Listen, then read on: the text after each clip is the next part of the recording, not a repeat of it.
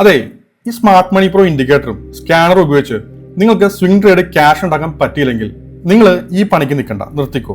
അതെന്താണെന്ന് ഞാൻ പറഞ്ഞുതരാം. സ്ക്രീനിലേക്ക് പോവാം. ഈ SMC സ്കാനർ റിസൾട്ട് നോക്കിയേ. ഞാൻ ഈ കാണിക്കുന്ന റിസൾട്ട് എല്ലാം മാർക്കറ്റ് ഡൗൺ ട്രെൻഡ് ആയ സമയത്താണ്, അപ് ട്രെൻഡ് ആയ സമയത്തല്ല. അപ് ട്രെൻഡ് സമയത്ത് എല്ലാ സ്റ്റോക്കും കയറിപ്പോകും. പക്ഷെ ഞാൻ ഈ കാണിക്കുന്നത് ഡൗൺ ട്രെൻഡ് സമയത്താണ്. ഈ കാണുന്ന നിഫ്റ്റി ചാർട്ടിൽ കഴിഞ്ഞ 27-ാം തീയതി മുതൽ മാർക്കറ്റ് ഡൗൺ ട്രെൻഡ് ആണെന്ന്.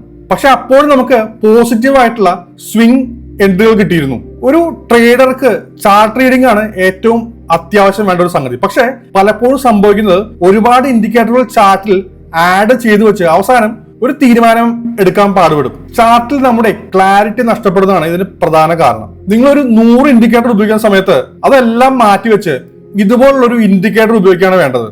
അതുപോലെ ഈ സ്മാർട്ട് മണി ഇൻഡിക്കേറ്ററോട് കൂടി സ്മാർട്ട് മണി സ്കാനറും നിങ്ങൾക്ക് ഡെയിലി ഒരു ടാർഗറ്റും ഒരു SL-ഉം എല്ലാ എൻട്രിക്കും ഒപ്പം കിട്ടുന്നു. നിങ്ങൾക്ക് ഇതിൽ കൂടുതൽ നിങ്ങൾക്ക് എന്ത് ഡീറ്റെയിൽസ് ആണ് വേണ്ടത് ഒരു സ്വിംഗ് ട്രേഡ് ചെയ്യാൻ? ഈ സ്മാർട്ട് മണി സ്കാനർ എന്താണെന്നും സ്മാർട്ട് മണി എന്താണെന്നുള്ള വീഡിയോ നമ്മൾ യൂട്യൂബ് ചാനൽ ഇട്ടിട്ടുണ്ട്. അത് നിങ്ങൾ കണ്ടിട്ടില്ലെങ്കിൽ ഞാൻ അതിന്റെ ലിങ്ക് അയച്ചു തരാം. ഈ വീഡിയോയ്ക്ക് താഴെ വീഡിയോ എന്ന് കമന്റ് ഇട്ടാൽ മതി. അപ്പോൾ ഇനി ട്രേഡിംഗിൽ ക്ലാരിറ്റി ആണ് വേണ്ടതെങ്കിൽ ബ്രേക്ക് പോയിന്റ് ഉപയോഗിക്കുക.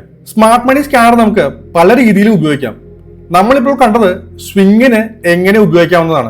അപ്പോൾ ഇതിന്റെ കൂടുതൽ ഡീറ്റെയിൽസ് വേണമെങ്കിൽ പേജ് ഫോളോ ചെയ്തോളൂ.